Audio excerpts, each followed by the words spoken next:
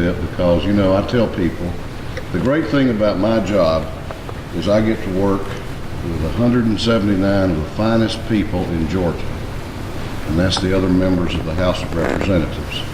And you have a great, great delegation. And I'm so pleased to, we've got all of the Richmond County and Augusta delegation here today with my friend Gloria Frazier and Ernest Smith, and my dear friend Wayne Howard, and Senator Hardy Davis, who has been a special friend for a long time. And I want to thank you all very much for being here. Columbia County has, I believe, one of the finest delegations in the state. I look around and they're all leaders. Mary, thank you very much for those kind words. I did have to smile when you used the word fatherly. I thought I wish my kids could hear that because, but thank you. Barry is a great, great member of the House, and I appreciate his friendship, and he's not a freshman, but he and I share something. We've been freshmen twice, and you learn a lot from doing that. Ben Harbin. Ben is really one of our leading members of the House on so many issues, budgetary issues, healthcare issues. Got him working this summer, leading up an effort to look at how we can promote and stimulate the recording industry here in Georgia. Ben, thank you for doing that and for your leadership on that.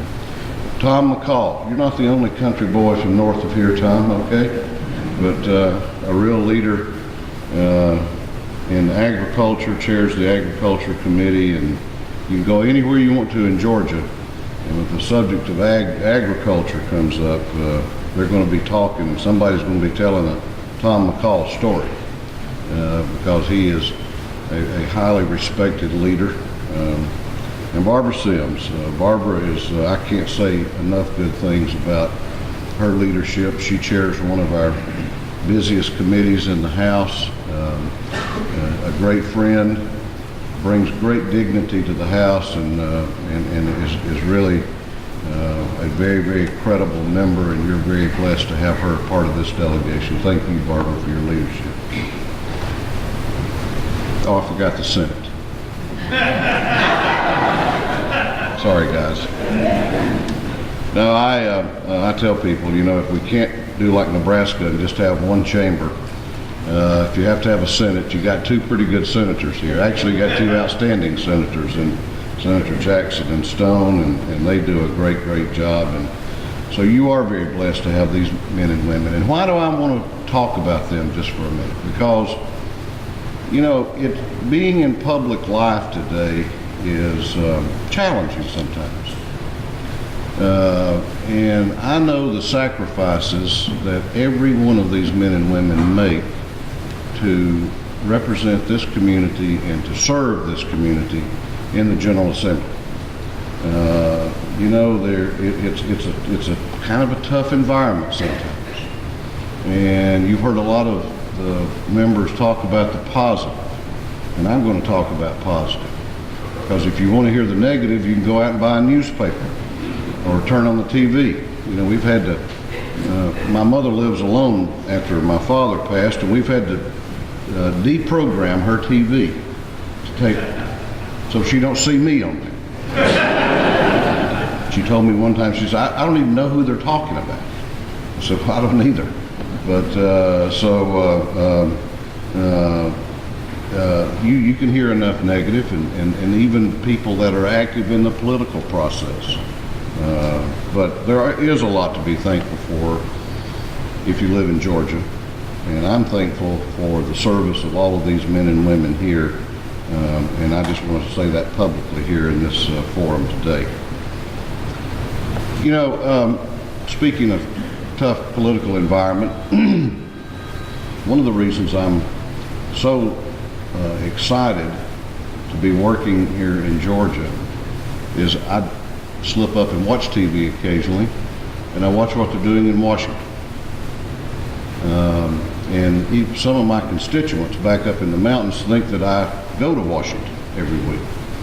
So when I come home on the weekend, I run into them, And I say, I just cannot believe, I am so embarrassed over what y'all are doing up there.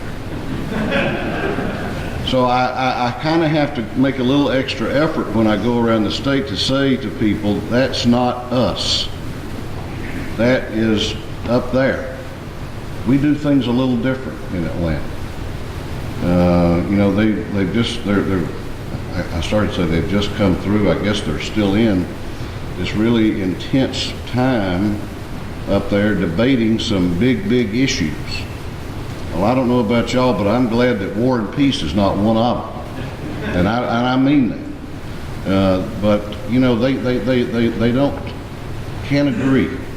They don't solve problems. And the reason they don't is they don't talk to each other. Now, this is not a partisan statement. I'm condemning both of them, both sides, for not sitting down and just having good old dialogue. You know, I have to talk to Gloria Frazier whether I want to or not. Because she makes me. No, she knows I love her. But we talk to each other. We have dialogue up there. And you know what we do? We do something in Atlanta in 40 days that they haven't done in years in Washington, D.C., and that's a thing that we have to do in our business, and you have to do at home, and that's called balance a budget.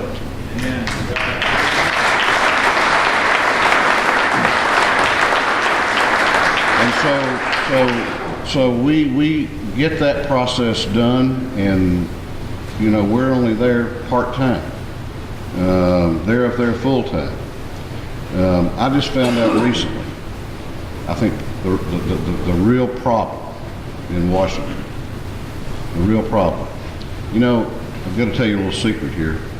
In the House chamber, and I think they have this over in the Senate chamber, we have a little room off to the side where members can go and get a cup of coffee or a soft drink and a donut. Well, in Washington, they have two rooms. They have one for Republicans and one for Democrats. So that means that I couldn't have a donut with Wayne Howard. And you know, I don't know about here, but in Blue Ridge, I've never been able to tell the difference in a Republican donut and a Democratic donut. So it's this business of not talking to one another and just sort of kicking problems down the road that really makes me concerned about the future of what's going on with the national government, frankly.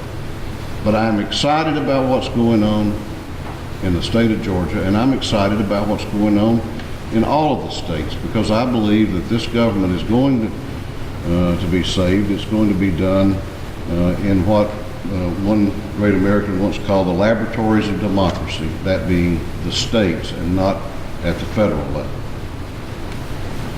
We're at that time of the year where people say, well, what's going to be the big issues next session? I said, well, I think there's going to be three. The biggest issue will be the budget.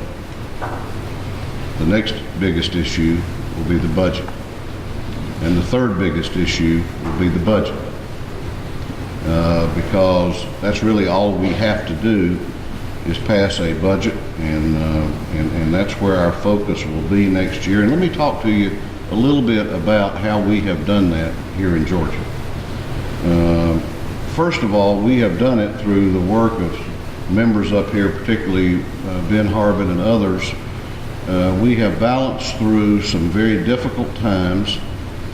Today, we are only one of 8 states that has a AAA bond rating with the bond analyst on Wall Street. And those people are hard to please, let me tell you. They comb through our financial processes and our budgetary processes with a fine-tooth comb. But that, I think, lets us say to you that we have done a pretty good job of being good stewards of your money. And we are mindful that it is not government money, it's your money. It belongs to the people of Georgia. We have managed through tough times by doing what businesses have to do, families have to do.